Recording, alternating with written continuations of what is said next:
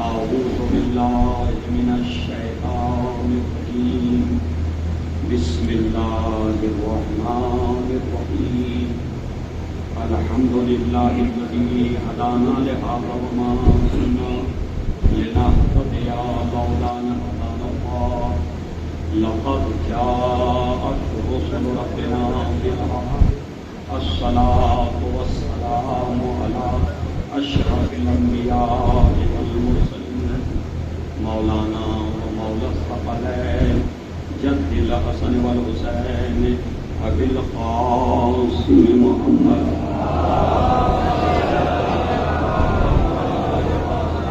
والصلاة والسلام على أهل بيته الطيبين الطاهرين المعصومين المظلومين المنتجبين المنتصرين ولعنة الله على أعدائهم أجمعين من ليلتنا إلى قيام يوم الدين أما بعد فقد قال الإمام الحسين عليه الصلاة والسلام لأخيه محمد بن الحنفية يا أخي إني لم أخرج شرا ولا بدرا ولا مفسدا ولا ظالما إنما خرجت لطلب الإصلاح في أمة جدي رسول الله صلى الله عليه وآله وسلم وأريد أن آمر بالمعروف وأنهى عن المنكر وأسير بسيرة جدي وبسيرة أبي علي بن أبي طالب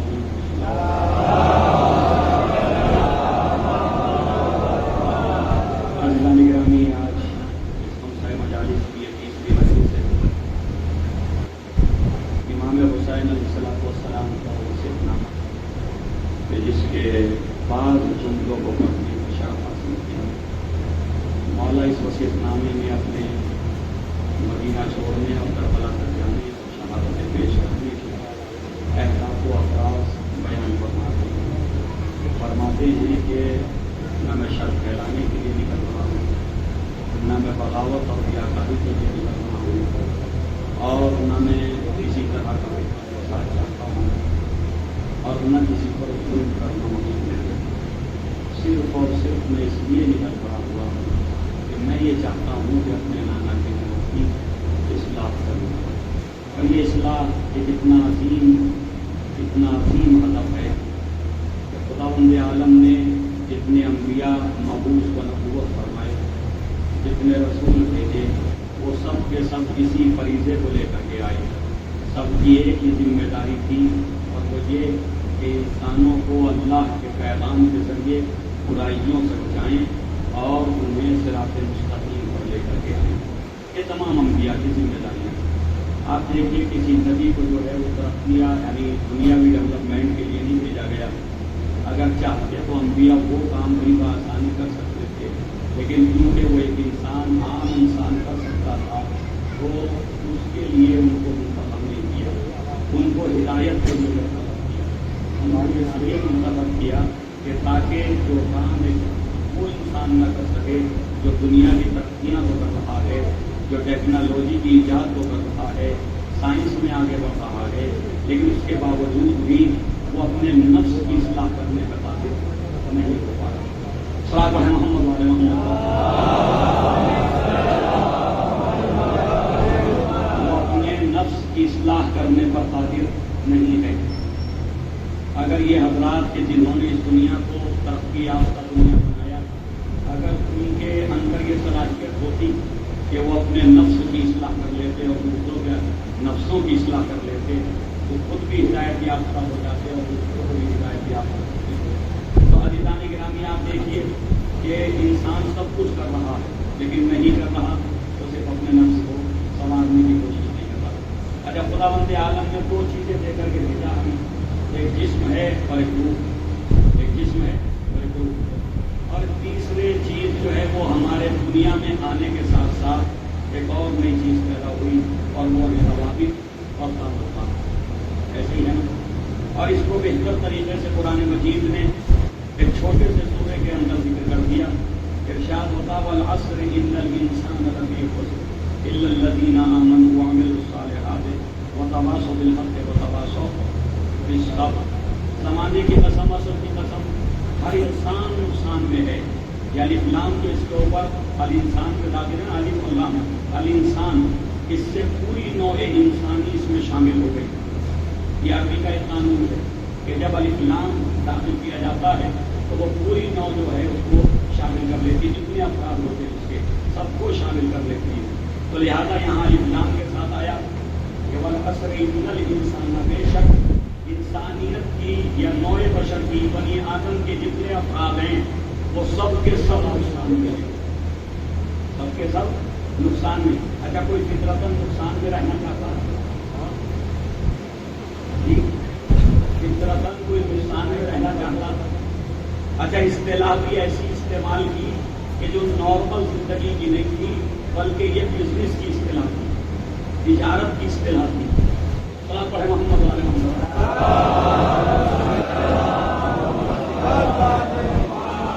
تو یہ جو اصطلاح ہے خسارے کی، جو اصطلاح ہے لفی خسر، بہت اچھا ہے. اچھے ترکیب بنایا. صلاۃ پڑھے محمد.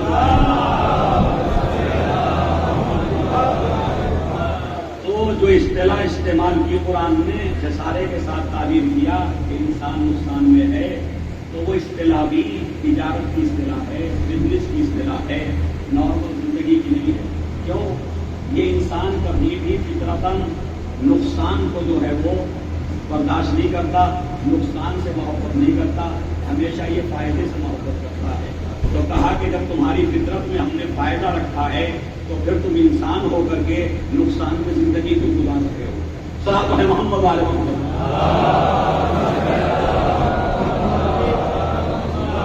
ہر انسان نقصان میں ہے، تو میرے معبود جب یہ نقصان میں ہے اور اس نقصان کا تجھے علم ہے، تو رب ہے، تو مالک ہے، تو خالق ہے، خالق ہے، انسان ہے، تو تیری ذمہ داری ہے کہ اس معاشرے کو، اس انسان کو، اپنی مخلوق کو اس نقصان سے بچائے.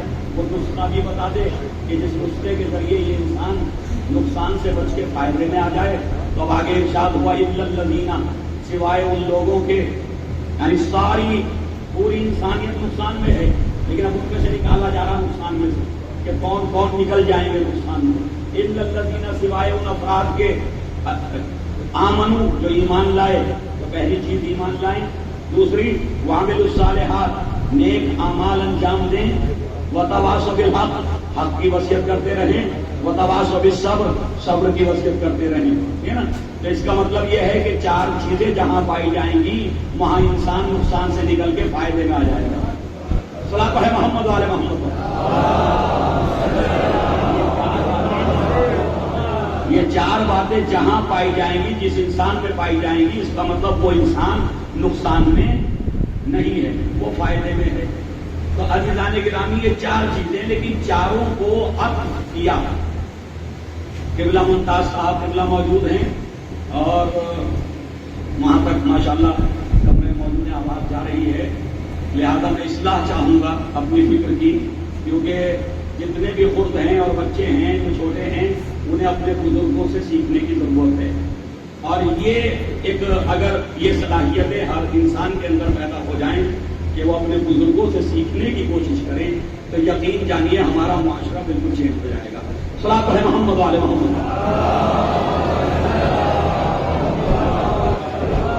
عزیزان گرامی یہ چار چیزیں ہیں. اب یہ چار چیزیں ذرا غور سے سنیے. پہلے ہے ایمان. جی یہ ایمان لائیں. اب یہ ایمان کیا ہے؟ ایمان کیا ہے؟ ایک کارخانہ غیب ہے اللہ کے یہاں، پورا کارخانہ غیب ہے نا. اس پورے کارخانہ غیب پہ ایمان لانا. جی اس پورے کارخانہ غیب پر ایمان لانا، یعنی کہ چیز پہ ایمان لانا جسے آنکھوں سے دیکھا نہیں، جسے ذہن بھی شاید درد نہ کر پائے، جسے عقل بھی درد نہ کر پائے، اس پہ ایمان لانا. کیا کہا؟ ایمان لاؤ. وہ لوگ بچیں گے نقصان سے جو صاحبان ایمان ہیں. اب ایمان کیا ہے؟ ایمان ہے ملائکہ پہ ایمان کہ ملائکہ ہیں. دیکھا کسی نے آج تک؟ نہیں دیکھا نا. 1,24,000 انبیاء اس دنیا میں تشریف لائے، سب پہ ایمان لانا یا خالی حضرت محمد مصطفیٰ پہ ایمان لانا؟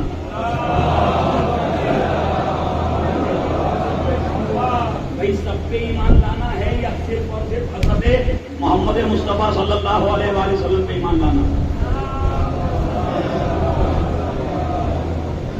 تو سب پہ ایمان لانا. اچھا حضور پاک کی ذات گرامی پہ ایمان لانا ہے کہ جسم کیسا تھا, حلیہ مبارک کیسا تھا, ریش مبارک کیسی تھی, زلفیں کیسی تھی, آنکھیں کیسی تھی, قد و کاٹھی کتنی تھی, اس پہ ایمان لانا ہے یا اس پہ ایمان لانا کہ وہ اللہ کی طرف سے نبی تھے, وہ اللہ کی طرف سے رسول تھے, یہی نا. تو ایمان کس پہ لانا؟ ان کی ذات پہ نہیں, ایمان لانا ہے اس منصب پہ کہ جو اس ذات گرامی کے حوالے کیا گیا. صلاۃ پڑھے محمد والے محمد پر.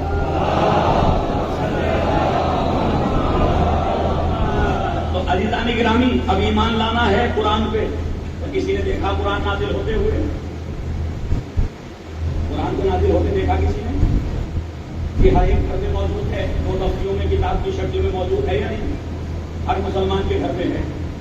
لیکن یہ قرآن نہیں ہے جو نازل ہوا قلب رسول پہ, وہ تو نور کی شکل میں آیا. اس نور کی شکل کو جب الفاظ دیے گئے تو یہ کتاب وجود میں آئی.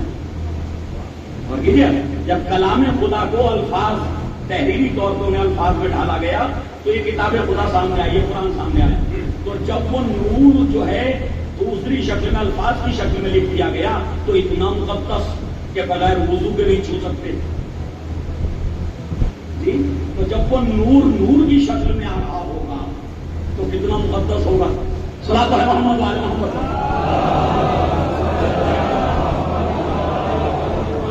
تو اب ایک تو یہ کہ ایمان, تو ایمان کارخانے غیب پہ لانا, پورا کارخانے جنت جہنم ایمان لانا یا نہیں, وعد و وعید اللہ کی طرف سے ایمان رکھنا یا نہیں رکھنا, ٹھیک نا. ان سب چیزوں پہ ایمان رکھنا. بورے ہیں جی ہیں, دلمان ہیں, سلسبیل ہے, کوثر ہے, صحیح انعامات جنت ہیں, باغات ہیں, یہ ہے وہ ہے, سب کچھ ہے. تو سب پہ ایمان لانا نا. اچھا دیکھیے کتنی چیزیں ان میں سے ایک بھی نہیں. تو اس کا مطلب یہ ہے کہ مسلمان تو ہوتا ہی وہ ہے جو ہر طرح کے غیب کو تسلیم کرے. مسلمان وہی ہے جو غیب کو تسلیم کرے, ہے نا. اور اگر کوئی غیب کا انکار کر دے تو وہ مسلمان نہیں ہو سکتا. اگر جو ایمان لانے کو کہہ رہا وہ خود بھی غیب نہیں. کیجیے گا نا, اسے بھی آج تک کسی نے, اچھا آنکھیں اسے درک نہیں کر سکتی, آنکھیں اسے درک نہیں کر. کیوں؟ آنکھیں ہماری جسم و جسمانیت اور مادیت کو دیکھ سکتی ہیں. اور سمجھیے ذرا, عقل درک کرتی ہے, اسے آنکھیں درک نہیں کر سکتی. تو عزیزان گرامی, پورا کارخانہ غیب مسلمان نے مان لیا. اگر نہیں مانا تو ایک ہی غیب کو تسلیم نہیں کیا. سارا اسلام غیب میں ہر مسلمان نے مان لیا. نہ نبوت کو دیکھا, نہ رسالت کو دیکھا, نہ اللہ کو دیکھا, نہ قیامت کو دیکھا, نہ آدم کو دیکھا, نہ نوح کو دیکھا, نہ ابراہیم کو دیکھا, کسی کو نہیں دیکھا. صحیح نا. تو کس کی وجہ سے مان لیا؟ کہ سوال تو پیدا ہوگا کہ مسلمان نے تو اپنے خود نبی کو بھی نہیں دیکھا جو نبی کے بعد دنیا میں آیا, ٹھیک. تو اس نے کس کی بنیاد پہ مان لیا؟ تو بس ایک ہی دلیل ہے مسلمان کے پاس کہ ہم نے محمد مصطفیٰ کو صادق و امین مانا. اور کیا ہم نے صادق و امین مانا, اور جب ان کو صادق مان لیا, سچا مان لیا, تو ان کی ہر کہی ہوئی بات پہ ہم ایمان لے آئے. یہی ہے نا. تو عزیزان گرامی, نبی کریم کی صداقت کی وجہ سے پورا اسلام صداقت رسول پہ ٹھہرا ہوا ہے. اگر جو ماضی میں فرمایا وہ سب کچھ مان لیا جی, سب کو تسلیم کر لیا. آدم آئے تھے, کسی نے انکار نہیں کیا, بتایا ہی تو تھا حضور پاک نے, دکھائے تو نہیں تھے آدم, کوئی جناب آدم دکھائے تو نہیں تھے صحابہ کے سامنے. نوح آئے تھے, بتایا ہی تو تھا, دکھائے تو نہیں تھے کہ یہ نوح تھے. ابراہیم, اسماعیل, موسیٰ, عیسیٰ, سارے انبیاء جتنے بھی ذکر ہوئے قرآن میں وہ حضرت محمد مصطفیٰ صلی اللہ علیہ وسلم کو بتایا ہی تو ان کے بارے میں, دکھایا تو کسی کو نہیں. تو عزیزان گرامی, بتانے پہ اتنا یقین کہ آج کوئی مسلمان آدم کا منکر نہیں, نوح کا منکر نہیں, ابراہیم کا منکر نہیں, موسیٰ و عیسیٰ کا منکر نہیں, لیکن جنہیں جو ہے غدیر کے میدان میں ہاتھوں پہ دکھایا بھی ہو اور بتایا بھی ہو, آج منکر ہیں. تو صلاۃ علی محمد وعلی محمد.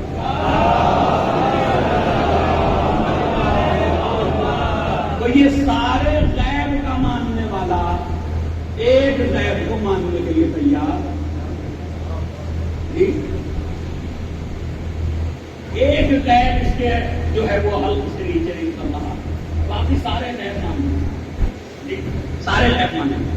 تو عزیزان گرامی، جب اتنے بڑے کارخانے غیب پہ ایمان لے آئے ہو، اتنے بڑے اور کہیں چوڑ چڑھائی نہیں کیا کہ کیوں مانے، جب دیکھا نہیں، جب دیکھا نہیں، تو پھر جس کے کہنے سے یہ پورا سلسلہ نبوت و رسالت تسلیم کیا، اسی کے کہنے سے مان لو۔ اس نے کہا میرے جانشین 12 ہوں گے،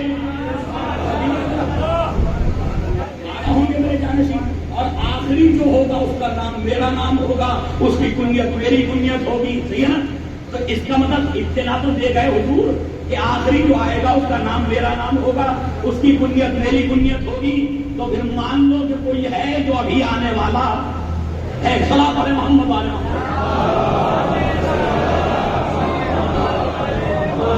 تو عزیزان گرامی، ایک تو ایمان، تو ایمان ہم لے آئے نا، ایمان لے آئے ہم سب چیزوں پر۔ دوسرا ہے ایمان سے، خالی ایمان سے نجات نہیں ملے گی، فائدہ نہیں ہوگا خالی ایمان سے۔ اب قرآن کہہ رہا ہے وَعَمِلُوا الصَّالِحَاتِ، اور اعمال صالحہ بھی انجام دو۔ ذرا غور کیجیے گا، ایمان کے ساتھ شرط ہے کامیابی کی اعمال صالحہ کا انجام دینا۔ غور تو سنیے گا، ایمان کے ساتھ شرط ہے کامیابی کی، نقصان سے بچنے کی، کہ اعمال صالحہ انجام دیے جائیں۔ لیکن کفر کے ساتھ کوئی شرط نہیں رکھی کہ کافر ہو تو برے اعمال کرے۔ کفر کے ساتھ کوئی شرط نہیں ہے، پورا قرآن اٹھا کے دیکھ لیجیے۔ یہ نہیں کہا کہ اگر کافر ہے اور برے اعمال کرے گا تو جہنم میں جائے گا، نہیں، وہاں خالی کفر ہی جہنم میں پہنچانے کے لیے کافی ہے، لیکن یہاں ایمان جنت تک پہنچانے کے لیے کافی نہیں، جب تک عمل صالح نہ ہو۔ صلاۃ علی محمد علیہ محمد۔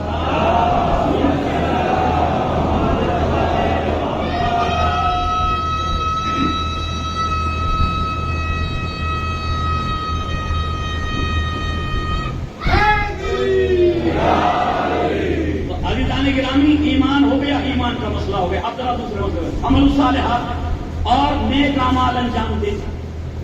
اس کا مطلب ایمان کافی نہیں نقصان سے بچانے کے لیے، ایمان کے ساتھ ساتھ ایمان کے عملی تقاضوں کو پورا کرنا ہوگا،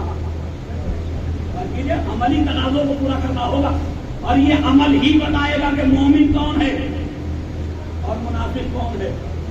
ٹھیک، ورنہ پتہ کیسے چلتا؟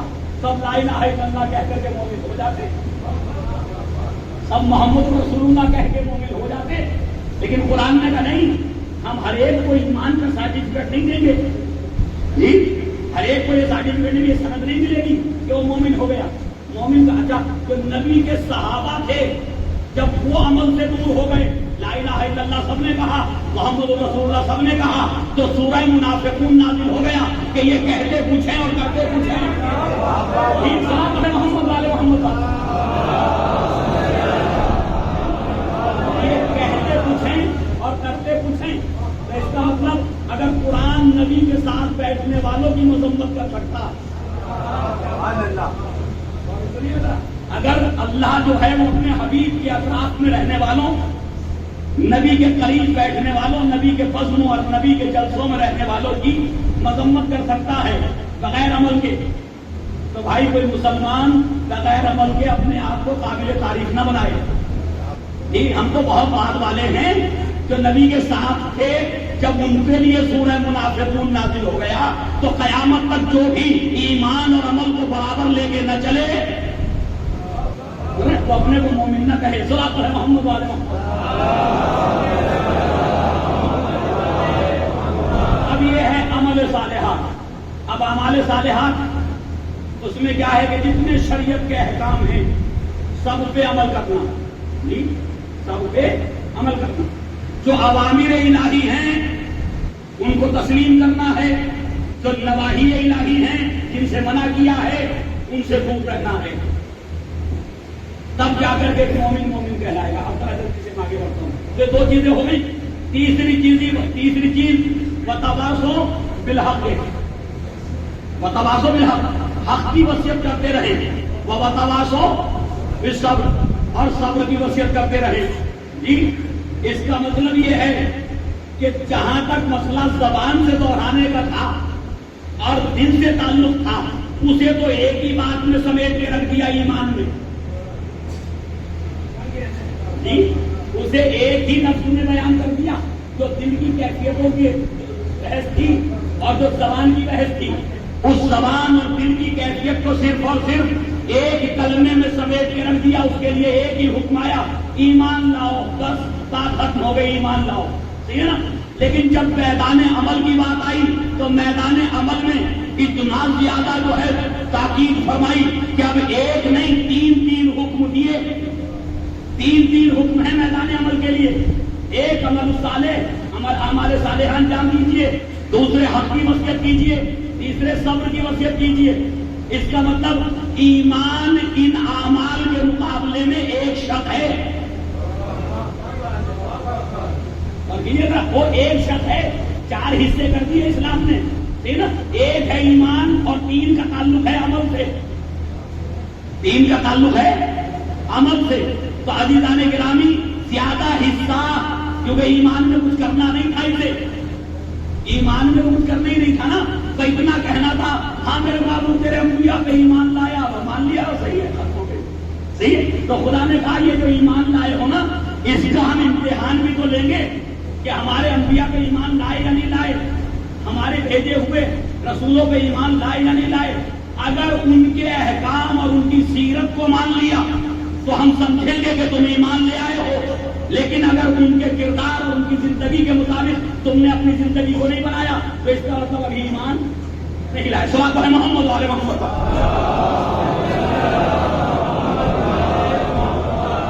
اب ذرا غور سے سنیے گا. روح کے لیے ایک رزق ہے ایمان، لیکن معاشرے کے لیے 3 چیزیں رکھی تاکہ معاشرہ زندہ رہ سکے، سوسائٹی زندہ رہ سکے. ایک عمل صالح، دوسرے حق کی وصیت، تیسرے صبر کی وصیت. تو کیا صبر حق میں نہیں ہے؟ اور فرمائیے گا کیا صبر جو ہے وہ حق میں نہیں ہے؟ کیا حق کے باہر ہے صبر؟ جو قرآن الگ سے تاکید کر رہا ہے، الگ سے تاکید ہے نا کہ صبر کی وصیت کرتے رہو. تو میرے معبود کیا اگر حق کی وصیت کریں گے تو صبر کی نہیں ہو جائے گی؟ بھائی صبر جو ہے وہ حق کا ایک جز ہے، اس سے زیادہ تو نہیں ہے. تو جب صبر جو ہے حق کا جز ہے اور تم نے پہلے جز کا ذکر کر دیا تو ابھی جز کی ضرورت کیا پڑ گئی؟ یاد رکھیے علم اصول میں جب کسی عام کا ذکر کرنے کے بعد خاص کا ذکر کیا جائے تو وہ خاص زیادہ اہم ہوتا ہے. خاص اہم زیادہ اہم ہوتا. اب حق کی وصیت کرتے رہو اور دوسرے صبر کی وصیت کرتے رہو. تو ہو سکتا ہے کوئی حق کی تو وصیت کرے اور صبر کی نہ کرے. اور کیجیے گا ہو سکتا حق کی وصیت کرے صبر کی نہ کرے. فرض کیجیے کسی مرد مومن نے کسی سے قرضہ لے لیا. اب مثال کے ذریعے آپ کے ہاتھ کو قرضہ لے لیا. اب اس پہ ابھی دینے کے لیے نہیں ہے اور یہ لڑ رہے ہیں جھگڑ رہے ہیں. مقروض اور قرضہ دینے والا اختلاف کر رہے ہیں. وہ طلب کر رہا ہے، اس کے پاس ہے نہیں. اب 4 افراد آگے کھڑے ہو گئے. انہوں نے کہا جی حق تو یہی ہے، دینا چاہیے آپ کو. تو حق کی وصیت کر رہے ہیں نہیں کر رہے چاروں؟ جی چاروں حق کی وصیت کر رہے ہیں، حق پہ ہیں. پیسے لیا ہے، اس کو دینا چاہیے. صحیح ہے. لیکن یہ کہ دینا کب چاہیے تو اب ضروری ہو جاتا کہ حق کی وصیت کے ساتھ صبر کی بھی وصیت کرے.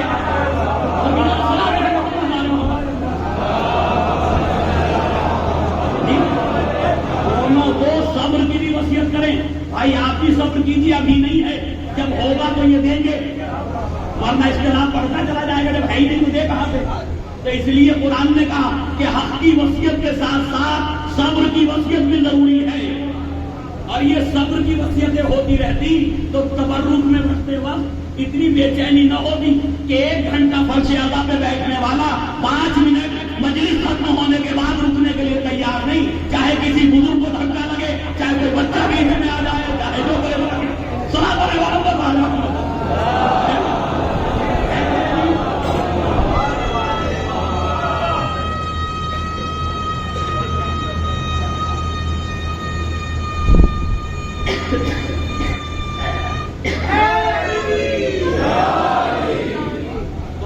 گرامی حق کی وصیت، یہ حق کی گفتگو گفتگو 1 گھنٹہ ہو رہی جی، بڑے سکون سے بیٹھے لوگ حق کے لیے، حق کو سننے کے لیے. اب جیسے ہی حق کی گفتگو ختم ہوئی ان میں پریشانی پیدا ہو گئی.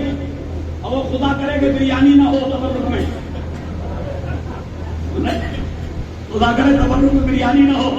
اگر تبرک میں شیرمال اور بریانی ہو جائے تو پھر تو بس اللہ ہی خیر کرے حق والوں کی. صلاۃ علی محمد علیہ محمد.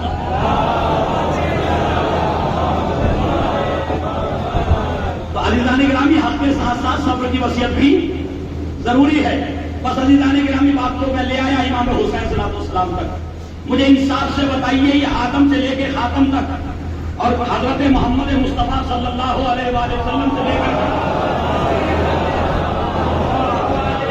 قیامت تک جتنے بھی انبیاء اور رسول، جتنے بھی اللہ کی طرف سے اولیاء، صدیقین، شہداء، صالحین، مومنین جو اسلام کے لیے خدمات انجام دیں گے، وہ سب کے سب اسی اسلام کے لیے خدمت کر رہے ہیں. کوئی اور اسلام ہے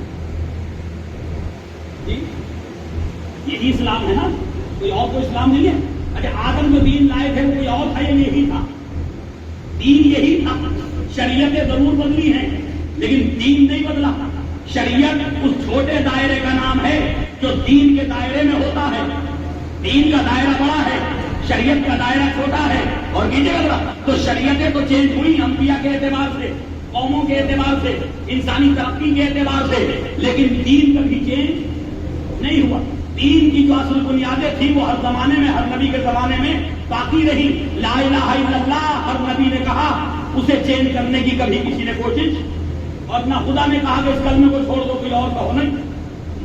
اور ساتھ میں نبوت کا اعلان ہر نبی نے کیا اور قیامت کے آنے کا ذکر سب نے کیا جی. تو اصول جو ہیں اسلام کے، دین کے، وہ ہر نبی کے زمانے میں رہے. تو سب نے اسی دین کی خدمت کی نا، تب یہ دین امت مسلمہ تک پہنچا. انبیاء کی قربانیاں، انبیاء کی زحمتیں، انبیاء کی پریشانیاں سے نا، رسولوں نے پتھر کھائے، رسولوں نے جو ہے وہ بڑی بڑی طاقتوں سے مقابلے کیے، اذیتیں اٹھائیں، پریشانیاں اٹھائیں، تب یہ دین ہم تک پہنچا. اچھا، اب مجھے بتائیے، جب یہ دین انبیاء کے ذریعے ہم تک پہنچ گیا تو پھر اس دین کے لیے اس امت مسلمہ نے جو آج اپنے آپ کو حق پہ بتاتی ہے، کوئی کانفرنس یا سیمینار آج تک جناب آدم کے لیے کیا؟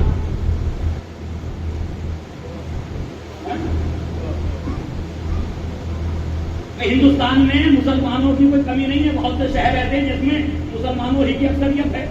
جائیے یہاں کی چھوڑیے، کشمیر چلے جائیے، وہاں گلیوں میں، محلوں میں، مسجدوں کے دروازوں پہ جا کے دیکھیے کہ کوئی سیمینار کا پوسٹر ملے گا کہ ہم جناب آدم علیہ السلام کے سلسلے میں سیمینار کر رہے ہیں. دین کو پہنچانے میں آدم کی کچھ ذمہ داریاں ہیں یا نہیں ہیں؟ تو ان کے بارے میں کچھ ہونا چاہیے تھا، نہیں ہونا چاہیے تھا؟ ہونا چاہیے تھا لیکن نہیں ہوا. جناب نوح علیہ السلام، قرآن کہتا 950 سال تو وہ گزارے جو تبلیغ کے، 950 سال. تو بھائی کس کے لیے گزارے؟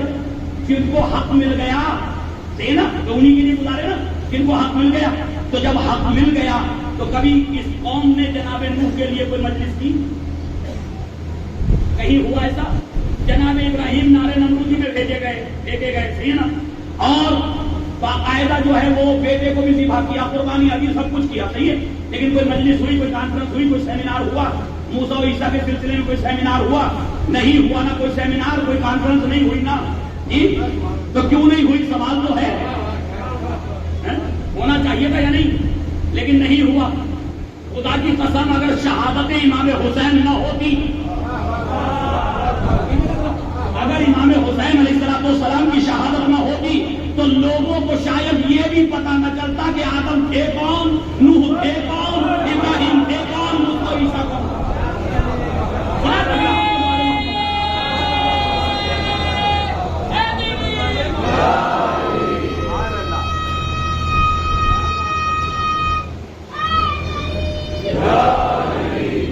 تو عزیزان گرامی، اس امت مسلمہ کو تو یہ بھی پتا نہ چلتا کہ یہ لوگ تھے کون. کیوں؟ ان کے یہاں ہفتے میں 1 آدھے گھنٹے کی تقریر ہے جی، 1 آدھے گھنٹے کی تقریر ہے ہفتے میں ایک ویکلی جی، ویکلی ہے نا. किसी की वुजू बनाते हुए निकल गई, किसी की ऑफिस से मस्जिद जाते हुए निकल गई। तो कितने लोग शरीक होते उस तकदीर में न होने के बराबर। अगर बयान क्या होता उन तकदीरों में, कभी किसी को दीन से निकाल दिया, कभी किसी को बिदअती बता दिया, कभी किसी को कुछ कर दिया। तो यही है और कुछ नहीं जी। तो अज़ीज़ान गिरामी, जितना जो है वो शुक्र इमाम हुसैन अदा किया जाए इस उम्मत मुस्लिमा से वो कम कि मजलिस तो होती है नाम हुसैन पर, और कीजिएगा, मजलिस तो होती है नाम इमाम हुसैन पर, मजलिस तो होती है करबला वालों के लिए, लेकिन उसी मजलिस में आदम का जिक्र भी होता है, नूह का तज़किरा भी होता है, इब्राहिम की सीरत भी बयान होती है, मूसा और ईसा के कारनामे भी बयान किए जाते हैं। तो मानना पड़ेगा कि जो अंबिया के जिक्र का जरिया बन गया हो तो वही वारिस है अंबिया और रसूल का। सल्लल्लाहु अलैहि वसल्लम।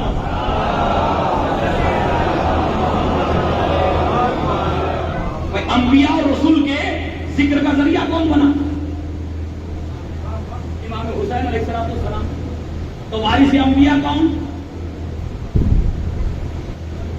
कौन जिक्र कर रहा, कौन जरिया बना जिक्र का जी? इमाम हुसैन सल्लल्लाहु। तो अज़ीज़ान गिरामी, मुझे इंसाफ से बताओ कि मरहूमीन के लिए जिक्र का जरिया बनता कौन है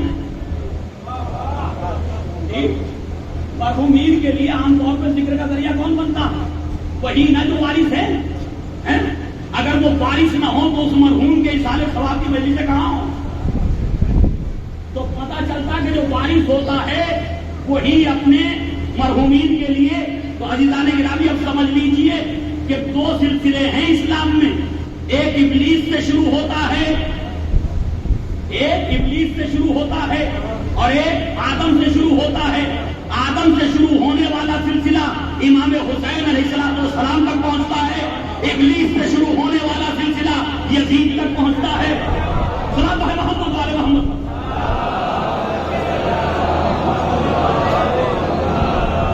इब्लीस ये चाहता था कि आदम को नीचा दिखाए, ऐसे ही ना आदम की तौहीन करे, आदम का इकरार न करे, यही था। इब्लीस ये चाहता था कि नूह और मूसा और ईसा को परेशान करे। तो अज़ीज़ान गिरामी, जो इब्लीस चाहता था, अगर वो चाहत आज भी कहीं मिल जाए तो समझ लो वो इब्लीस वाले हैं। वो इब्लीस वाले, वो शैतान वाले हैं। और जो हुसैन चाहते थे कि आदम का जिक्र बाती रहे, नूह का तज़किरा बाती रहे, मूसा और ईसा की सीरतें बाती रहे, उनके कारनामे बाती रहे, तो अगर उन कारनामों को कोई मिंबर बचाता हुआ, कोई फर्शे अदा बचाती हुई मिल जाए तो समझ लो कि वो जो है इमाम हुसैन अलैहिस्सलाम यानी आदम अलैहिस्सलाम और तमाम अंबिया को मेहनत को अगर कोई बचा रहा है तो वो इमाम हुसैन अलैहिस्सलाम का मिंबर है। तो दुनिया में एक ही मिंबर है कि जो दूसरे गुज़श्ता अंबिया की तमाम तर मेहनतों को बचाने के लिए मौजूद है। सल्लल्लाहु अलैहि मोहम्मद वाले मोहम्मद। अज़ीज़ान गिरामी, याद रखिए, करबला जैसे अजीम वाक़े के लिए और अजीम कुर्बानी के लिए कोई आम इंसान जो है इस काम को अंजाम नहीं दे सकता। मामूली लोग कभी अजीम कारनामे अंजाम नहीं दे सकते जी। सहाबा किराम भी मौजूद थे, उस जमाने में थे कि नहीं चुने अफराद। इमाम हुसैन सल्लल्लाहु जब लिखते हैं तो सहाबा थे, लेकिन कोई सहाबी खड़ा नहीं हुआ दीन बचाने के लिए। कोई सहाबी खड़ा नहीं हुआ। अच्छा, वो अज़वाजे रसूल जो खड़ी होती रही थी दीन बचाने के लिए,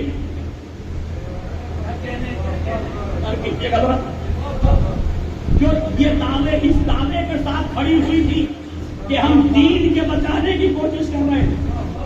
जब दीन पे हर्फ नहीं आया था, दीन पे कोई परेशानी, तब बचा रही थी। जब दीन मिटाया जा रहा था, घर में बैठी थी। मोहम्मद वाले मोहम्मद।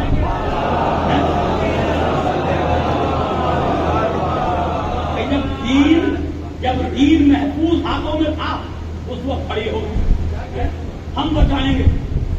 किससे बचाने जा रहे हैं?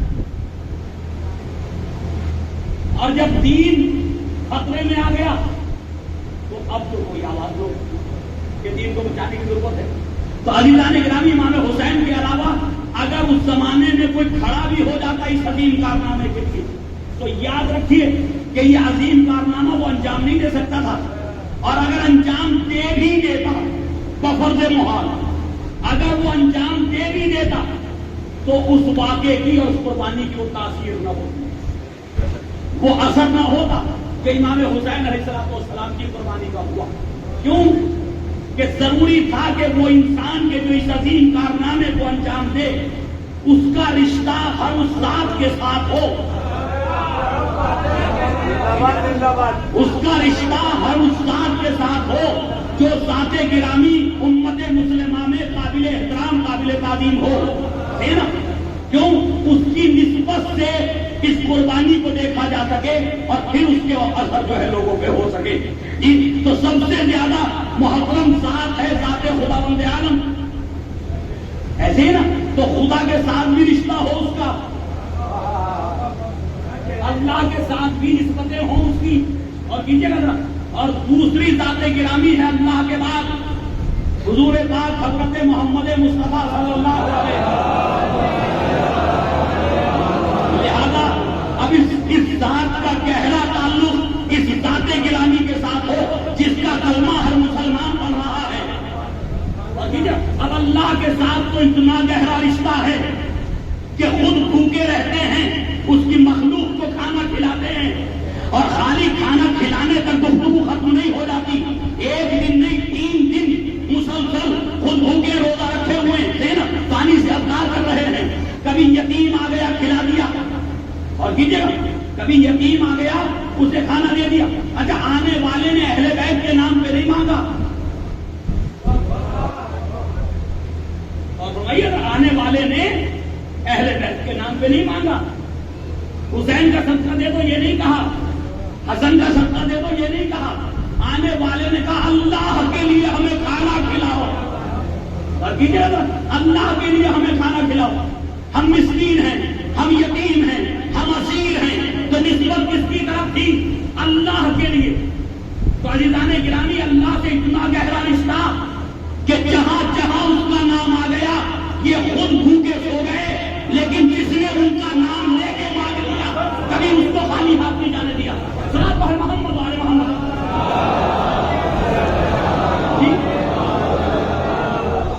چاہے یہ سورہ دہر کے وقت کی بات ہو اور چاہے مسجد کے اندر کی بات ہو، آنے والے نے کیا کہا جب کسی نے کچھ نہ دیا؟ کہنے لگا میرے معبود تو گواہ رہنا تیرے گھر سے خالی ہاتھ جا رہا، جی تیرے گھر سے۔ تو کہاں گئے وہ اللہ کے قصیدے پڑھنے والے، تصویر تحریر کرنے والے بھی مسجد میں تھے نا، وہ کیا کہنا میں تیرے گھر سے خالی جا رہا ہوں۔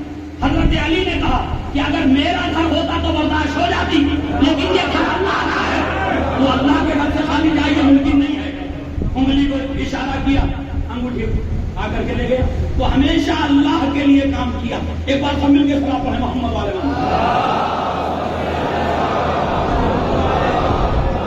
ہمیشہ اللہ کے لیے کام کیا۔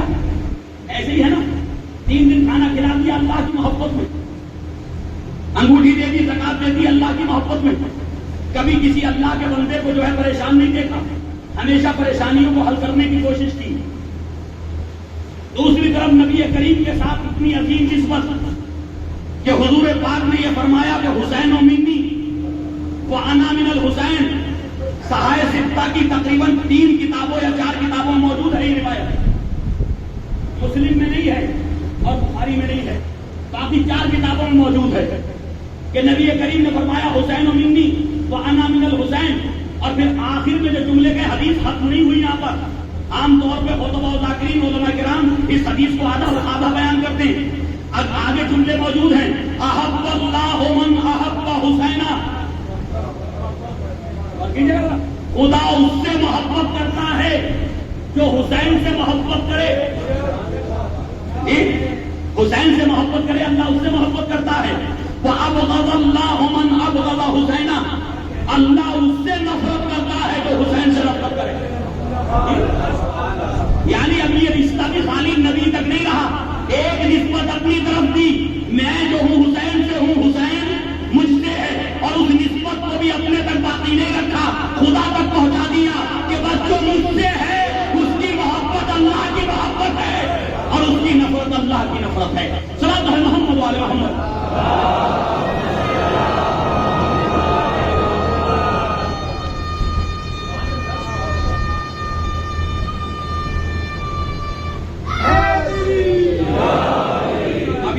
رکھیے امام حسین کا محب، غور سے سنیے گا، امام حسین کا محب اللہ کا محبوب ہے۔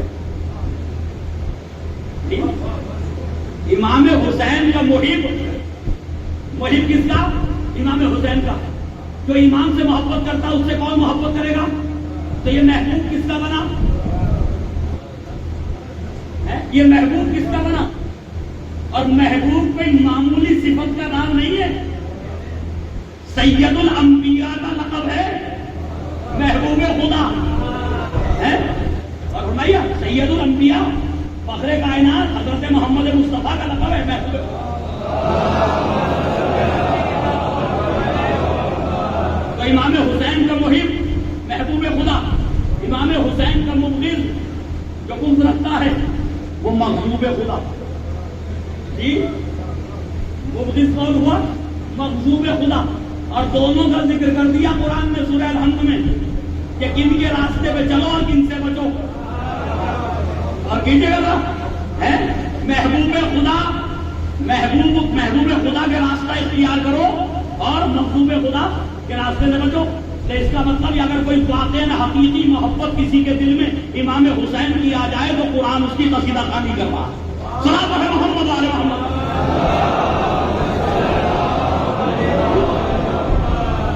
اب دیکھیے خطباء و ذاکرین فن خطابت میں اس کو یوں پیش کرتے ہیں اس حدیث کو، حسین منی وانا من الحسین، حسین مجھ سے ہے اور میں حسین سے ہوں۔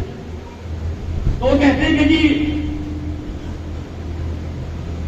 جو ہے وہ 3 شعبان سے لے کر اور 61 ہجری تک، یوم عاشور 61 ہجری تک امام حسین علیہ السلام رسول سے۔ یہ فضیلت کا ایک گوشہ ہے کہ امام حسین علیہ السلام نبی سے ہیں، لیکن یوم عاشور 10 محرم 61 ہجری سے لے کے قیامت تک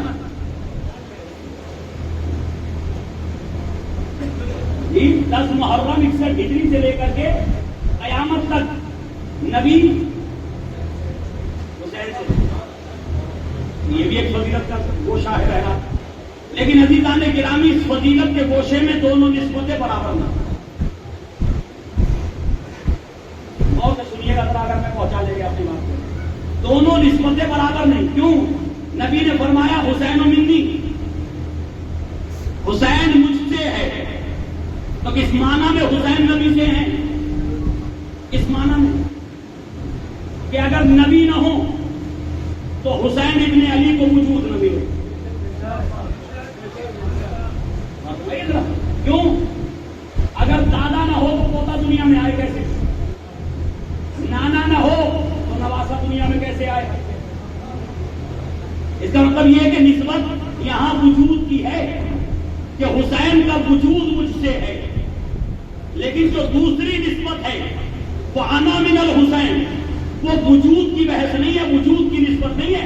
نبی کو تو وجود مل چکا تھا، اور کیجیے نا حضور پاک کو تو وجود مل چکا۔ اب یہ نہیں کہا جا سکتا حسین نہ ہوتے تو نبی دنیا میں نہ آتے، یہ نہیں کہا جا سکتا۔ آپ یہ کہہ سکتے ہیں کہ اگر حسین نہ ہوتے تو نبی کی نبوت باقی نہ رہتی، نبی کی رسالت باقی نہ رہتی، کلمہ نبوت نہ ہوتا، یہ کہہ سکتے دین نبی نہ رہتا۔ تو اتنی بات آتی، لیکن دونوں نسبتیں برابر نہیں، ایک طرف وجود کا مسئلہ، ایک طرف نام کا مسئلہ۔ صلاۃ علی محمد والے محمد، ایک طرف وجود کا مسئلہ اور ایک طرف نام کی بقا کا مسئلہ ہے۔ لیکن آئیے دونوں نسبتیں برابر کریں آج، کہ دونوں طرف وجود ہی کی نسبت ہونی چاہیے، ٹھیک ہے؟ کیسے ہوگی اسے سمجھیے۔ ہم اب سے تقریباً جو ہے حضور پاک کے زمانے سے 3000 سال پہلے قرآن کے ایک سورے کی طرف چلتے ہیں۔ 3000 سال پہلے کون؟ جناب ابراہیم علیہ السلام۔ جب جناب اسماعیل تھوڑا سا بڑے ہو گئے اور باپ کے کاموں میں ہاتھ بٹانے لگے تو اس وقت یہ قرآن میں یہ آیتیں نازل ہوئی، فلما بلغ السعی، جس وقت اسماعیل بڑے ہوئے اور کوششیں کرنے لگے اپنے باپ کو ہیلپ کرنے کی، مدد کرنے کی، اس وقت جو جناب ابراہیم نے کہا یا بنیا انی ارا فی المنام انی اذبحک، اے میرے لال میں خواب میں دیکھ رہا ہوں کہ تمہیں ذبح کر رہا ہوں، خواب میں دیکھ رہا ہوں کہ تمہیں ذبح کر رہا ہوں۔ قرآن پاک کی اس آیت کے الفاظ انی ارا یہ بتا رہے ہیں کہ یہ خواب کنٹینیو دیکھ رہے ہیں ابراہیم۔ اگر ایک مرتبہ کی بات ہوتی تو رائے کو کہتے میں نے دیکھا، اس کا مطلب دیکھا نہیں ہے، روز دیکھ رہے ہیں اس کو، صحیح ہے، روز دیکھ رہے ہیں۔ اچھا انبیاء کا خواب بھی خواب نہیں ہوتا، صحیح ہے، انبیاء کا خواب نہیں ہوتا۔ تو عزیزان گرامی کیا دیکھا کہ میں ذبح کر رہا ہوں۔ اچھا جو خواب میں دیکھا تھا وہی اپنے بیٹے اسماعیل سے بتا رہے ہیں، کوئی چیز چینج نہیں کی۔ میں کہوں گا یا ابراہیم آپ بزرگ ہیں، تجربے کار ہیں، یہ چھوٹا سا بچہ ہے، یہ چھوٹا سا بچہ ہے، ڈر جائے گا، گھبرا جائے گا، یہ ذبح ہونے کی گفتگو اس کے سامنے ہے۔ تو عزیزان گرامی شاید نہیں جناب ابراہیم جب آپ نے نادان اگر یہ خواب دیکھ کر کے میں اسماعیل کو نہ بتاؤں تو یہ صرف اور صرف میرا امتحان ہوگا، اسماعیل کا نہیں، یہ صرف میرا امتحان ہے۔ اسماعیل کو پتہ ہی نہیں نا، باپ لے جاتا مینا میں لٹاتا بغیر بتائے ذبح کرنا شروع کر دیتا، جو ہوتا وہ ہوتا، ٹھیک ہے نا۔ تو جب بتایا ہی نہیں تو امتحان کس بات کا؟ میں تو یہ چاہتا ہوں کہ جیسے میں اللہ کی بارگاہ میں امتحان دینے کے لیے باپ ہونے کے بعد بیٹے کو ذبح کرنے کے لیے تیار ہوں، ویسے ہی میں بیٹے کا بھی امتحان ہوں کہ میرا بیٹا بھی اللہ کے لیے قربانی دینے کے لیے تیار ہے۔ محمد والے محمد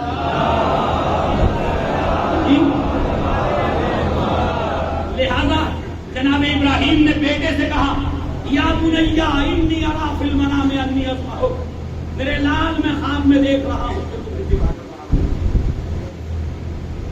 تو خواب بتایا ابراہیم نے، یہ نہیں کہا مجھے حکم خدا دیا، حکم خدا سے تعبیر نہیں کیا، قرآن کا خواب ہی بتایا، جو دیکھا تھا وہی بتایا ابراہیم نے، خواب میں دیکھ رہا ہوں، یہ نہیں کہا حکم خدا ہے۔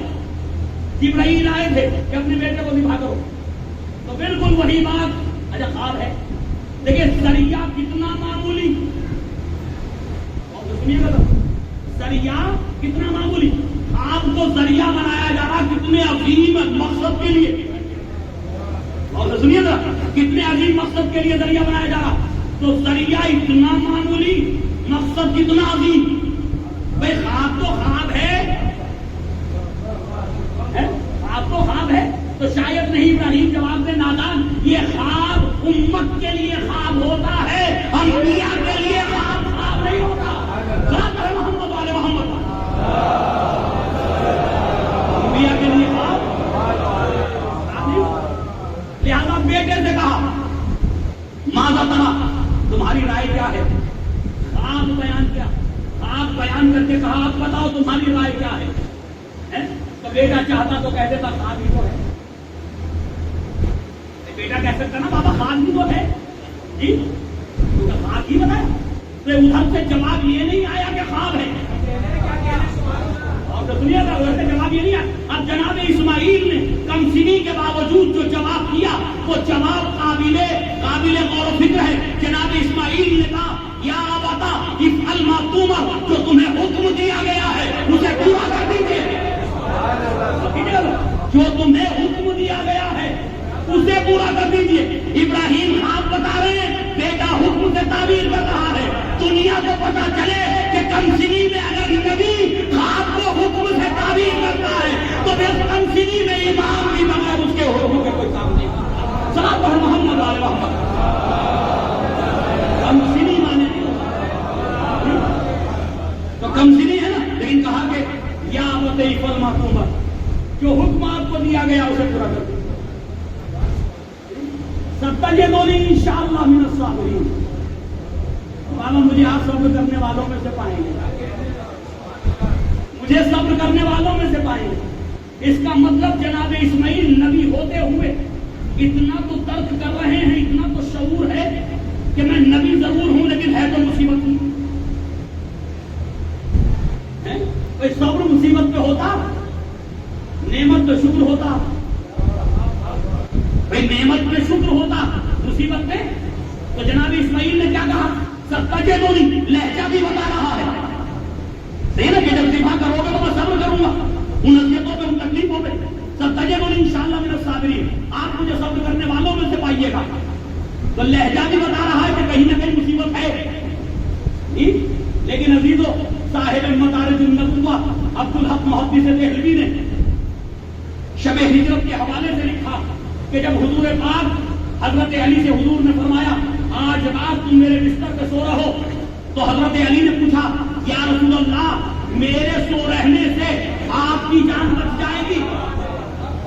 غور کیجیے گا بھائی، میں 1400 سال کے بعد جانتا ہوں کہ جو ہجرت کر رہا وہ تو بچ ہی جائے گا نا، جو گھر چھوڑ کے جائے گا وہ تو بچ ہی جائے گا. قتل تو وہ ہوگا جو اس بستر پہ لیٹے گا، اس بستر پہ سوئے گا. لیکن میرے مولا پوچھ رہے یہ نہیں کہہ رہے میری جان بچ جائے گی.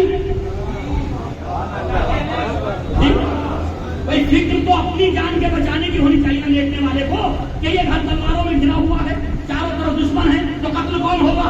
جو سوئے گا. جانے والا تو بچے گا ہی. تو یہ پوچھ رہے آپ کی جان بچ جائے گی؟ ادھر سے جواب ملا ہاں علی آپ کے سو رہنے سے، آپ کے لیٹے رہنے سے میری جان بچ جائے گی. اب صاحب مدارج النبوہ لکھتے کہ حضرت علی نے جیسے ہی نبی کریم کے جملے سنے اپنا سر جو ہے وہ اپنی پیشانی سجدہ شکر میں رکھ دی. میرے معبود تیرا لاکھ لاکھ شکر ہے کہ علی کی وجہ سے آج نبی کی جان بچ رہی.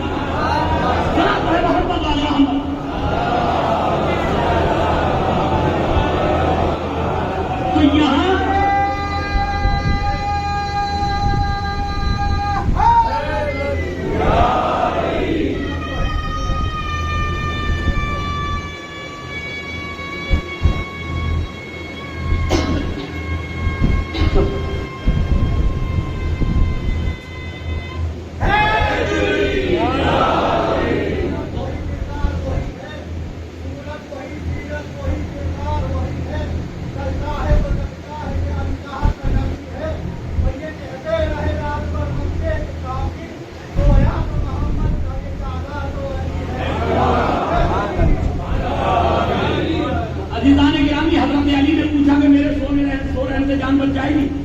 نبی نے تو کہہ دیا ہاں بچ جائے گی. تو خطرے میں کون ہے؟ خطرے میں کون ہے؟ علی. لیکن اس خطرے کو مصیبت سے تعبیر نہیں کیا. نبوت اور رسالت کے لیے جو اپنی جان پہ خطرہ آیا اسے مصیبت سے تعبیر نہیں کیا، اسے نعمت سے تعبیر کر کے سجدہ شکر ادا کیا. صحابہ محمد والے محمد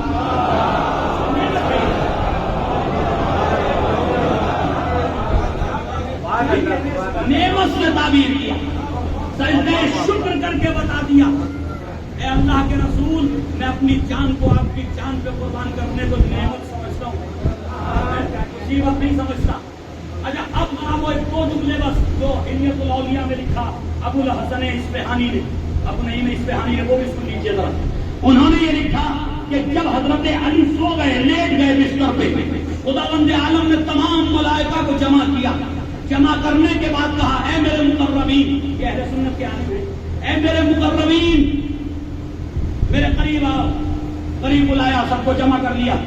اب اس کے بعد فخر و مباحث کرنے لگا اس کے ملائکہ پہ. پھر ان میں سے میکائیل اور جبرائیل کو کہا تم دونوں کو میں نے بھائی بنایا ایک دوسرے کا، تم دونوں کو میں نے بھائی بنایا، تم میں سے کسی ایک کی زندگی کا حصہ دوسرے سے زیادہ قرار دیا. یہ نہیں بتایا کتنی زیادہ، وہ بھی نہیں پتا کتنی زیادہ. ہو سکے 1 منٹ پہلے یہ جائیں دنیا سے 1 منٹ بعد ہو جائے، بس ایک کی حیات کا حصہ، تھوڑا سا حصہ میں نے دوسرے سے زیادہ قرار دیا. تم میں کون ہے جو اپنے بھائی کے لیے اس زیادہ حصے کو قربان کرے؟ تم دونوں میں سے کون ہے جو اپنے بھائی کے لیے وہ جو حصہ زیادہ پوری زندگی نہیں، جو تھوڑا سا حصہ زیادہ قرار دیا اس کو اپنے بھائی کے لیے قربان کر دیتے. دونوں نے کہا میرے معبود ہم تو تیری ہی تسبیح کرتے ہیں، تیری ہی پاکیزی کرتے ہیں، تیری ہی عبادت کرتے ہیں. تو وہاں کوئی تیار اپنی زندگی اپنے بھائی پہ مارنے کے لیے تیار نہیں ہوا. جب نہیں ہوا تو آواز قدرت آئی. ذرا روئے زمین پہ دیکھو, ایک بھائی اپنے بھائی کی زندگی بچانے کے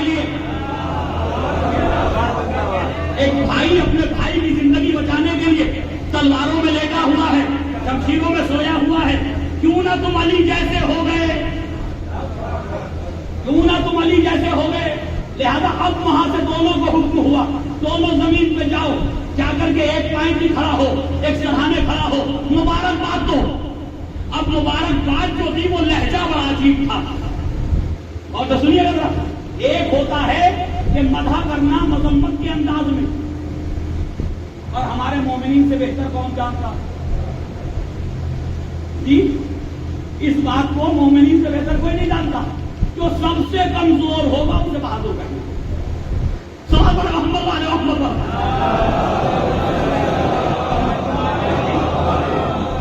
آپ دیکھ لیجیے, ایسا لگے گا کہ وہ بہادر ہے. بہادر پتا چلا وہ بہادر جب سامنے آیا تو پتا چلا سب سے کمزور خبر تھی. سلام علیہ محمد علیہ محمد ایسے ہی ہے.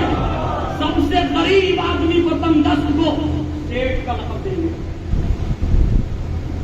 نواب صاحب, ایسا ہے یا نہیں؟ تو اسے کہتے ہیں مذہبی سمت. کہ مدح کرنا ظاہرا لیکن مذمت ہے, اسے مذمت ہے. بس عزیزان گرامی مذہبی سمت نہیں ہونی چاہیے. لیکن اب یہ جو دونوں آئے تھے, ایک پائنٹی کھڑا ہو گیا, ایک سہانے کھڑا ہو گیا, تو کتنے القاب ہو سکتے تھے مولا کائنات کے؟ سینکڑوں, ہزاروں, کسی ایک لقب سے یاد کر لیا جاتا. لیکن جب دونوں نے کہا تو بڑے عجیب انداز میں کہا, بخشن لگا یبن ابی طالب. اور لگا ابو طالب کے بیٹے مبارک ہو. میں کہوں گا یہاں مدح کا وقت ہے,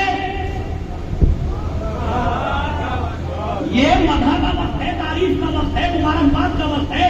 یہاں کم سے کم ابو طالب کا نام تو نہ لو.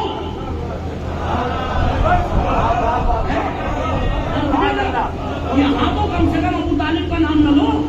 حضرت علی کے دل کو چوٹ پہنچے گی کہ نعوذ باللہ جو مسلمان نہ ہوا, مومن نہ ہوا, اس کیا بیٹا بتا کر کے مجھے مبارکباد دی جا رہی ہے. بخشن لگا یبن ابی طالب. پر جیسے یہ جملے کہے تو میرا ذہن پہنچا کہ کیونکہ یہ کارنامہ خود علی کا نہیں تھا, یہ کارنامہ خود حضرت علی کا نہیں تھا, بلکہ جناب ابو طالب نے ایک زمانے تک نبی کے بستر پہ لٹا کر کے مانوس کیا تھا تاکہ شب ہجرت میں آرام ملے. سلام علیہ محمد.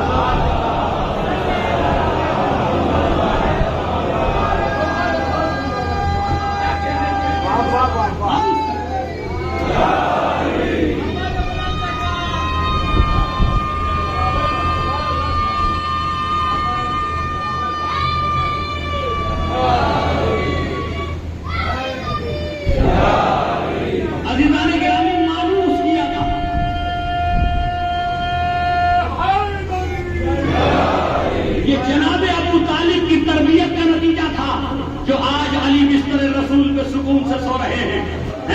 اگر ابو طالب نے 3 سال مسلسل شیب ابی طالب میں نبی کے بستر پہ علی کو نہ لٹایا ہوتا, اور علی کو نہیں بلکہ جتنے بیٹے تھے سب کو بستر رسول پہ رات کو بدل دیا کرتے تھے کہ تاکہ کسی کافر کا خنجر اگر پہنچے تو محمد تک نہ پہنچنے پائے.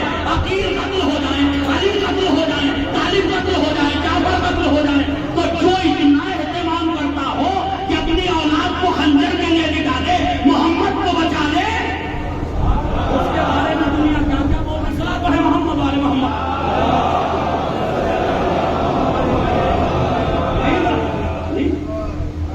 مسلسل اپنے بیٹے کو لٹاتے تھے تاکہ محمد کی جان بچ جائے. محمد بیٹے تھے, بھتیجے جی بھتیجے تھے نا, تو بھتیجے سے زیادہ, بیٹوں سے زیادہ کوئی بھتیجوں کو چاہتا کیا ہے؟ کوئی چاہتا ہے کیا؟ نہیں چاہتا نا. تو ماننا پڑے گا. اچھا چچا تو اور بھی تھے, خالی ایک بھتیجے اور بھی تھے, خالی ایک محمد ہی تھوڑی تھے, اور بھی تھے جی. تو تو یاد رکھیے کہ کوئی چچا جو ہے وہ کوئی انسان اپنی اولاد سے زیادہ بھتیجے کو نہیں چاہتا. تو یہ بھتیجے کی محبت ہے جو بیٹوں کو لٹا رہے ہیں. یہ بھتیجے کی محبت ہے یا یہ نبوت و رسالت کی محبت ہے؟ صحابہ محمد والے محمد.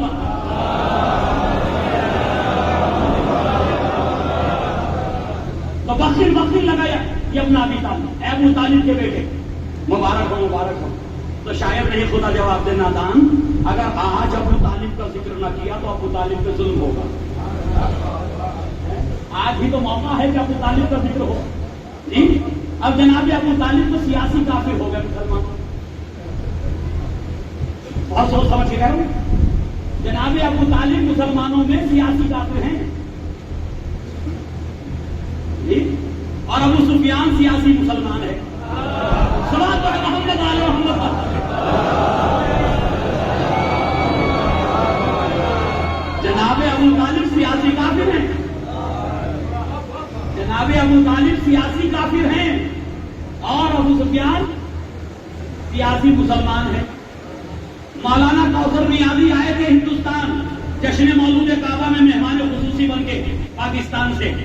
انہوں نے جو مقالہ پڑھا تھا اس میں کہا تھا کہ اگر ابو طالب ہی کافر ہے تو دنیا میں کوئی مسلمان نہیں. اگر ابو طالب کافر ہیں تو دنیا میں پھر کوئی مسلمان نہیں ہے. یہ میں اہل سنت کے ایک عالم کا جملہ بتا رہا ہوں، بڑے عالم بزرگان. اور اگر ابو سفیان مسلمان ہے تو دنیا میں کوئی کافر نہیں. صلوات محمد علی محمد. اگر ابو طالب کافر ہے تو دنیا میں کوئی مسلمان نہیں، اور اگر ابو سفیان مسلمان ہے تو دنیا میں جی کوئی کافر نہیں ہے.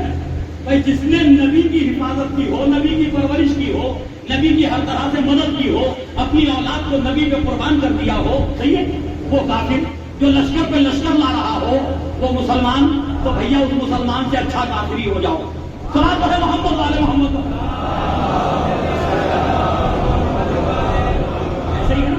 تو عزیزان گرامی، حضرت علی علیہ السلام جس طرح شب ہجرت پہ آپ آرام فرمائیں. اب مجھے بات تو کچھ اور کرنا تھی، بس ایک جملہ کہہ کے آگے پہنچے. جناب ابراہیم نے ایک بیٹا اللہ کی راہ میں چھری کے نیچے لٹایا.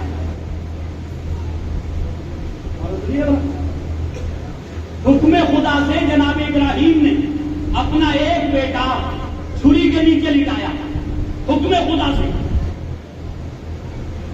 حکم خدا سے. اور حکم خدا سے جناب ابراہیم نے اپنا ایک بیٹا چھری کے نیچے لٹایا. تو انہیں کتنی امامت کے کتنے افراد امام ہوئے تھے؟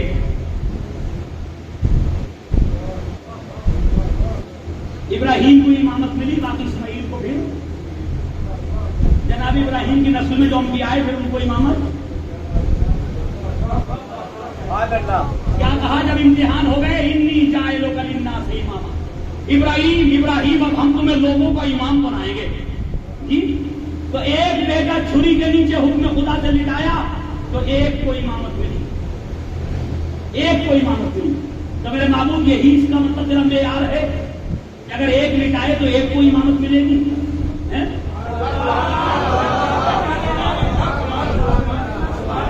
ایک کو لٹائے تو ایک ہی کو ملے گی نا. انہیں ایک ہی کو امام بنایا ابراہیم کو، جس نے لٹایا بس ایک کو امام بنایا. کسی اور کی امامت کا اعلان نہیں کیا. لاکھوں سلام ہو ابو طالب پہ، سارے اور حکم خدا سے نہیں مٹائے. اور کیا تھا؟ اپنی تمنا سے مٹا دیے، اپنی تمنا سے مٹا دیے کہ اللہ کا رسول بچ جائے. تو جب سارے خنجر کے نیچے لٹا دیے تو معیار خداوند عالم جو بنا تھا وہ باقی رہا کہ دیکھو ابراہیم تمہیں ایک کو امامت ملے گی. ابو طالب کی پوری اولاد جو ہے وہ قیامت تک امامت کے منصب ہے. محمد والے محمد.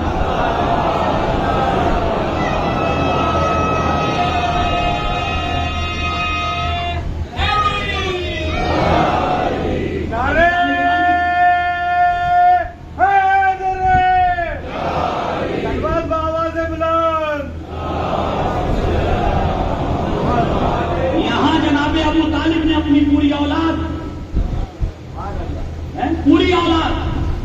نبی کے اوپر نشاور کرنا. ہر ایک کو لٹا دیا نا چھری کے نیچے, تو خدا نے کہا امامت تمہاری ہے. اچھا اب یہ جناب ابو طالب اس میں کیا کوتاہی بھائی بتائیے؟ بیٹے کو لٹا ہی سکتے تھے, لٹا دیا, جگہ بدل سکتے تھے نبی کی حفاظت کے لیے. اب ابو طالب کیا کریں اگر قاتل کا خنجر ہی چھوٹا پڑ جائے؟ اب ابو طالب کیا کریں؟ تو عزیزان گرامی اب ذرا غور سے سنیے, بس بات تو ختم کر رہا ہوں اور لے جا رہا ہوں آپ کو امام حسین. وہ جو نسبت کی بات تھی وہ رہ گئی. صلاۃ پڑھیں محمد والے محمد. اب جب جناب ابراہیم نے چھری چلانا شروع کی جناب اسماعیل کے گلے پہ, تو چھری چلی ضرور, لیکن چلنے کے بعد اب جو ہے اچانک سے تمکا آ گیا. اب جو ابراہیم نے دیکھا تو کیا دیکھا, جانور ذبح ہوا پڑا اسماعیل ایک طرف پر. اچھا ایک بات بتاؤ, ساری امت سے پوچھو, علماء سے پوچھو, اگر اسماعیل ذبح ہو جاتے, باپ کے ہاتھوں اگر بیٹا ذبح ہو جاتا, تو کیا یہ امت مسلمان رہتی؟ کیا یہ مسلمان رہتی اگر ہو جاتے اسماعیل ذبح؟ ارے اسماعیل ذبح ہونے سے بچے نا, ذبح ہوتے تو بہت اجر ملتا اللہ کی بات میں, بہت اجر ملتا. لیکن مسلمان نے اسماعیل کے بچنے پہ محرم کیا یا عید؟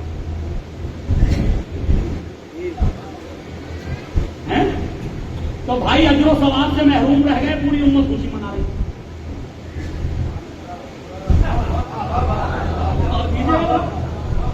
اجر و ثواب سے محروم رہ گئے جناب اسماعیل, امت عید منا رہی, جشن منا رہی, خوشی منا رہی ہے. اس کا مطلب یہ ہے کہ خوشی اور غم کا تعلق خالی اجر و ثواب کے ساتھ نہیں ہے, اس بات کے ساتھ ہے کہ جسے ہم چاہتے ہیں وہ بچ گیا, یہی ہے نا. تو جب وہ بچ گیا تو خوشی منائی, تو جب یہاں بچنے پہ خوشی منائی جا رہی ہے تو پھر امام حسین کی شہادت پہ غم کیوں نہیں منایا جا رہا؟ محمد والے محمد. اب لٹا دیا چھری کے نیچے, چھری چلنا شروع ہوئی. ادھر سے آواز آئی, جب اس جناب ابراہیم نے دیکھا تمبا ذبح ہو گیا, اسماعیل بچ گئے, افسوس تو ہوا, افسوس تو ہوا, لیکن یہ سب کچھ کیا تو خدا نے تھا. اسماعیل کے ہاتھ میں, جناب ابراہیم کے ہاتھ میں کچھ نہیں تھا. تو ادھر سے جیسے افسوس ہوا تو ادھر سے آواز آئی, فدینا ہو بذبح نذیر, فدینا ہو بذبح نذیر. ابراہیم افسوس کی ضرورت نہیں ہے, تم نے اپنا ہاتھ سچا کر دیا. کیوں؟ ہم نے تمہیں دکھایا تھا ذبح کر رہے ہیں.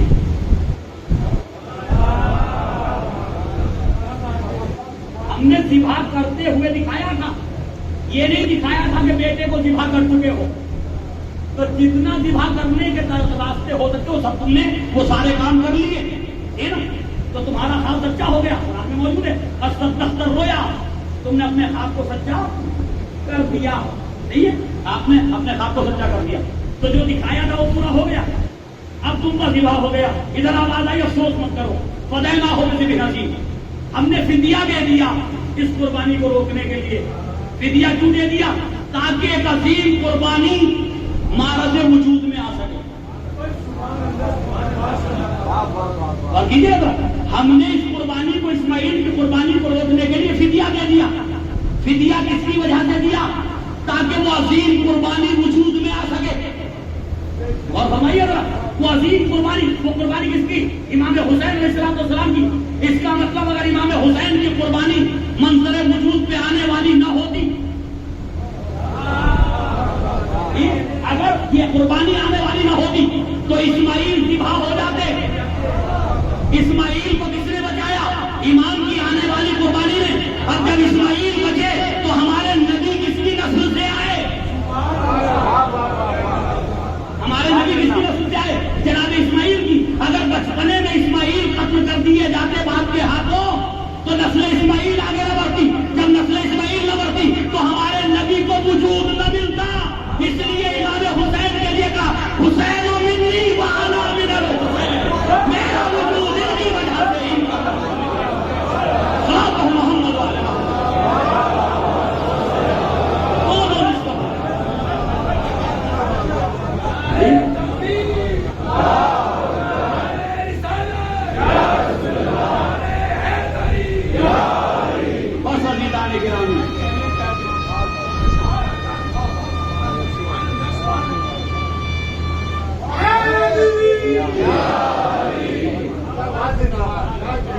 अब निस्बत बराबर हो गई ना, है? कि जैसे हुसैन का वजूद मेरी वजह से, वैसे ही मेरा वजूद हुसैन। मैं तो इस्माइल के सुल्ब में कत्ल हो रहा था, मैं तो सुल्ब इस्माइल में कत्ल हो रहा था, है? ये तो हुसैन थे कि इनकी कुर्बानी ने इस्माइल की नस्ल को आगे बढ़ा दिया, है? और मैं दुनिया में आ गया। सलाम है मोहम्मद वाले मोहम्मद।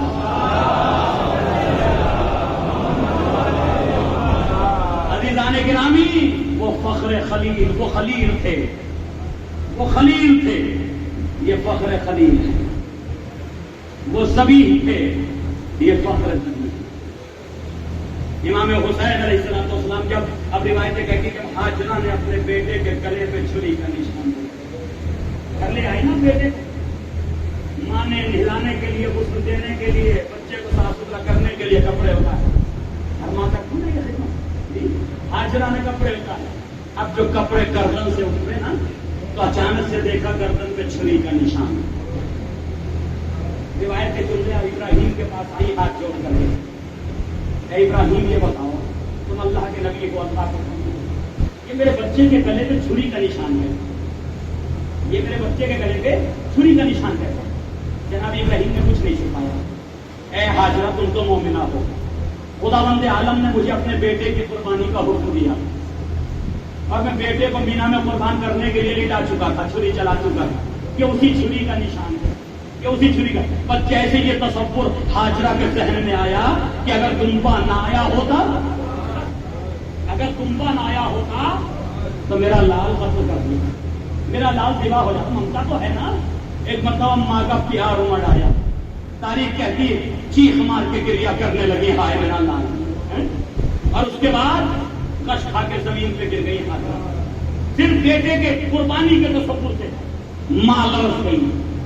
ए हाजरा, आओ करबला में आओ, हाजरा आओ करबला में आकर के देखो।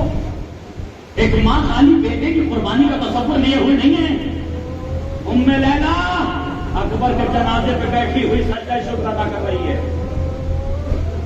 ज़ैनब कुबरा अली की बेटी अपने लाडलों के लाशों पे सज्जा शुक्र अदा कर रही हैं। ए हाजरा आओ, आकर के देखो माओ ने कैसे कुर्बानियां पेश कर दी। अजीजों, हम अहले बैत अलैहिस्सलाम के अफराद किया जिक्र करते रहते हैं। बस आज की कुर्बानी एक उस माँ के लिए, एक उस माँ को पुरसा, उस माँ को तासियत। खुदा की कसम, करबला की माएं लाखों सलाम हो करबला की माँ, वो माँ के जिसको खुदावंद आलम ने मोहब्बत में ऐसा बेमिसाल रखा औलाद के लिए कि अगर घुटने और चलता हुआ बच्चा भी गिर जाए तो माँ लड़ो उठती है, माँ परेशान हो जाती है। मेरे बच्चे को तबीयत अजियत तो नहीं पहुंची, मेरे बच्चे को तकलीफ तो नहीं पहुंची, लेकिन अजीजों करबला की माओं पे लाखों सलाम हो कि वहां माओं ने जवानों को सजा के मख्तल में भेज दिया। और अगर ये मैं जिक्र करूं जनाबे ज़ैनब का, ये तो अली की बेटी थी, ये तो सानिया ज़हरा थी, अगर ये न भेजती तो कौन भेजता? उम्मे रबाब का तस्करा करूं तो उम्मे रबाब इमाम हुसैन की ज़ौजा थी, तो अगर इतना भी नसीब थी तो कौन ये काम करता अल्लाह की राह में? उम्मे लैला का जिक्र करूं, लेकिन मैं आज एक ऐसी खातून का जिक्र करूंगा कि जो करबला के मैदान में नई नई सहाबी की ज़ौजियत में सहाबी के साथ आई और 10 दिन के अंदर, 15 दिन के अंदर कैसा जिगर पाया उसने इन खवातीन को देख करके, आले रसूल की खवातीन को देख करके, क्या उसने दर्स हासिल किया अल्लाह की राह में। तारीख कहती इधर जनाबे मुस्लिम इब्ने औसजा का लाशा आ गया, जनाबे मुस्लिम इब्ने औसजा का जनाजा आ गया। अभी इमाम हुसैन अपने जानों के सर पर लिए हुए बैठे कि इसी असना में तमाम असहाब, तमाम चाहने वाले मुस्लिम इब्ने औसजा का मातम कर रहे हैं, पुरसा दे रहे हैं। एक मर्तबा इमाम हुसैन की नजर उठी, क्या देखा? खेमों से एक छोटा सा बच्चा निकला, खेमों से एक छोटा सा बच्चा निकला जिसके जो है वो पटका बना हुआ था, तलवार लटकी हुई, खत देती हुई जमीन पे जा रही थी। फौजी यजीदी की तरफ आगे बढ़ रहा था। तो एक बता जैसे ही मेरे मौला की नजर पड़ी, एक बता का पास, भैया इस बच्चे को रोको, ये किसका लाल है? ये किसका लाल है जो फौजी यजीदी की तरफ आगे बढ़ रहा है, जो अश्किया की तरफ आगे बढ़ रहा है? एक मतलब जनाबे अब्बास दौड़े और एक मतलब इस बच्चे को उठाया, अपनी आगोश में लिया, रुखसारों पे प्यार किया, पूछा मेरे लाल, लेकर के आए इमाम की खिदमत में اور آنے کے بعد امام نے پوچھا میرے لال کس کے بیٹے ہو، میرے لال کس کے بیٹے ہو، مقتل کی طرف کیوں جا رہے تھے؟ ایک مرتبہ اس بچے نے اشارہ کیا، نام نہیں لیا، اشارہ کیا باپ کے لاشے کی طرف. جناب مسلم نے اوسیجہ کا لاشا پڑا تھا، اشارہ کیا لاشے کی طرف. بچے ایسی لاشے کی طرف انگلی اٹھائی، میرے مولا طرف گئے، چاہنے والے طرف گئے. ایک مرتبہ امام حسین نے کہا ارے تیری ماں کے لیے تو یہ مسلم کا غم کافی ہے. بچے نے یہ جملے کہے جاؤ خیموں میں ماں کے پاس واپس چلے جاؤ. ایک مرتبہ پسے پردہ سے آواز آئی مولا وہ مسلم کی قربانی مسلم کے لیے تھی، یہ میرا لال میری طرف سے اسلام کر دو، میری طرف سے اسلام کے لیے قبول کر لو. ہائے ایسی مائیں کہیں نہیں ملے گی جو اپنے بچوں کو سجا کے مقتل میں بھیج رہی ہو. تاریخ کہتی ہے ایک مرتبہ یہ بچہ مقتل میں گیا، کیا جنگ کرتی، کتنا جنگل کتنا لڑا ہوگا. اب یہ تاریخ کہتی ظالموں نے سربن میں جدائی کی، سر کو ماں کی طرف پھینک دیا. ماں ممتا میں دوڑی ضرور، ایک مرتبہ سر کو اٹھایا اپنی آغوش میں رکھا، کر کو غبار صاف کیا اور ایک مرتبہ میرے لال تو نے اپنی ماں کو زہرا کے سامنے سرخرو کر دیا. بھئی یہ جملے کہہ کے سر کو وہی رکھ لیا جو ہم اللہ کی راہ میں دے دیتے ہیں، واپس نہیں لیتے. میں کہوں گا اے مومنا کم سے کم تجھے اپنے بیٹے کا سر لینا نصیب تو ہو گیا، کر تو غبار کو صاف تو کر لیا. ہائے رباب جب شام غریب آئی اصغر کا لاشا قبر سے نکالا گیا. ایک ماں کھڑی دیکھ رہی تھی، اس ششمائے کے سروتن میں جدائی کی گئی، چرنوں کے نیزہ پہ بلند ہوا، رباب فریاد کرتی رہی اے میرے لال اسغر. سب کربلا میں ایک بار شہید